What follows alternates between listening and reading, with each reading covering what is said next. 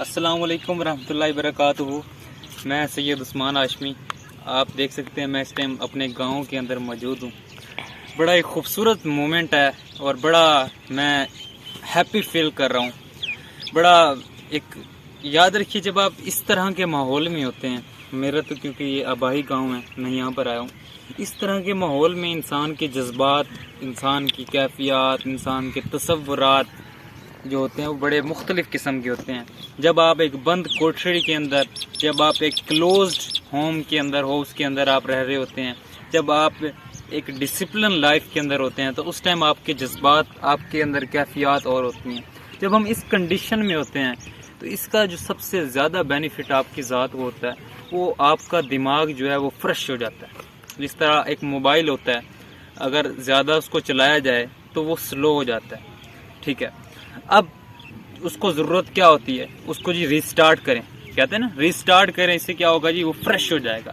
تو مجھے لگتا ہے یہ اسی طرح یہ جو قدرتی اور یہ جو نیچرل جو سین ہے، جو سائٹ ہے، یہ انسان کو تازہ دم کر دیتا ہے، انسان کا ذہن فریش کر دیتا ہے۔ بڑا خوبصورت منظر آپ دیکھیے، یہ دس از ناٹ گریو، اس کو قبر مت سمجھیے، یہ ایک تھمبا سا آیا ہے جس کو ہم پنجابی میں تھمبا کہتے ہیں، پتہ نہیں باقی کیا کہتے ہیں۔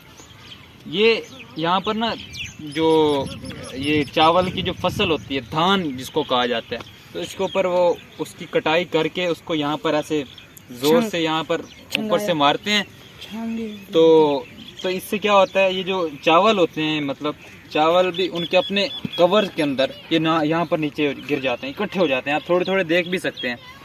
تو یہ کیا ہوتا ہے یہاں پر، جب یہاں سے ہمیں ایک بات سیکھنے کو ملتی ہے، یہاں پر جو گندم ہوتی ہے، جو دھان ہوتا ہے، لوگ کاٹ کے آتے ہیں اور یہاں پر اپنا جو ہوتا ہے وہ خود اس کی جو ہے اچھی طرح سے صفائی کرتے ہیں۔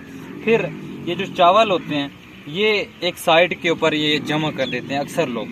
تو کیا ہوتا ہے، یہاں سے ایک سبق ملتا ہے کہ جو ہے آپ کو، اگر آپ فائدہ کسی بھی کام سے نکالنا چاہتے ہیں تو آپ کو خود ایفرٹ کرنی پڑے گی یہاں پر، کیونکہ ایک رول ہے گاؤں کے اندر، یہاں پر ایک انسان دوسرے انسان کے لیے مدد کرتے ہیں اگر ضرورت ہو، لیکن ہر انسان کوشش کرتا ہے وہ اپنا کام خود کرے۔ تو یہ ایک بہت بڑا سبق ہے یہاں دیہات کے لوگوں سے ہمیں جو ملتا ہے۔ اور دیہاتی لوگ، آپ اس سائڈ پہ دیکھ سکتے ہیں، وہ زوم کر کے میرا کیمرہ مین آپ کو دکھا سکتا ہے کہ وہ یہ جو ابھی بات کیا آپ نے، اس کا پریکٹیکلی آپ دیکھیے، ہر انسان مختلف بستیوں سے آئے ہوئے ہیں اور لوگ یہاں پر یہ کام کر رہے ہیں۔ اور ماشاءاللہ آپ میرا کیمرہ مین دکھایا آپ کو، آپ اس سائڈ پہ ہیں مزمل، وہ دیکھیے آپ میرے سامنے ایک انجن ہے۔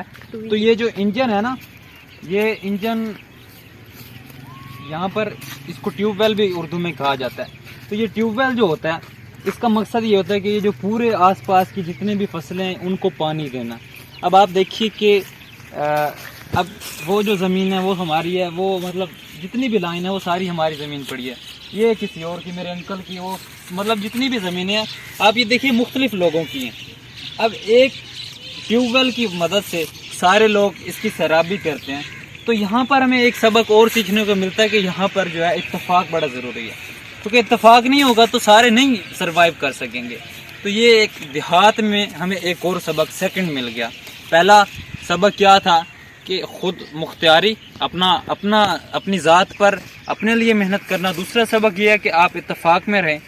اور آپ یہ دیکھیے، اچھا ایک اور سبق ہمیں ملتا ہے ان دیہاتی لوگوں سے، وہ یہ کہ جب یہ جو چارہ ہوتا ہے جانوروں کا، ایک آدمی کا ایک مثال ہے، اس کا نہیں ہے چارہ، اس کی زمین اس کے لیے استعمال کی جا رہی ہے، دھان کے لیے، تو جو ہوتا ہے وہ ایک مثال ہے، اگر چارے ایک بندے کو چاہیے تو وہ ایک دوسرے کے ساتھ کمپرومائز کر لیتے ہیں، ایک دوسرے کی ہیلپ کر لیتے ہیں۔ تو یہ ہیلپ، یہ جو ہمارا تھرڈ لیسن ہے اس گاؤں کے اندر جو ہمیں دیکھنے کو مل رہا ہے۔ تو ماشاءاللہ سے اور بھی بہت ساری ایسی چیزیں ہیں جو دیہات ہمیں سکھاتا ہے۔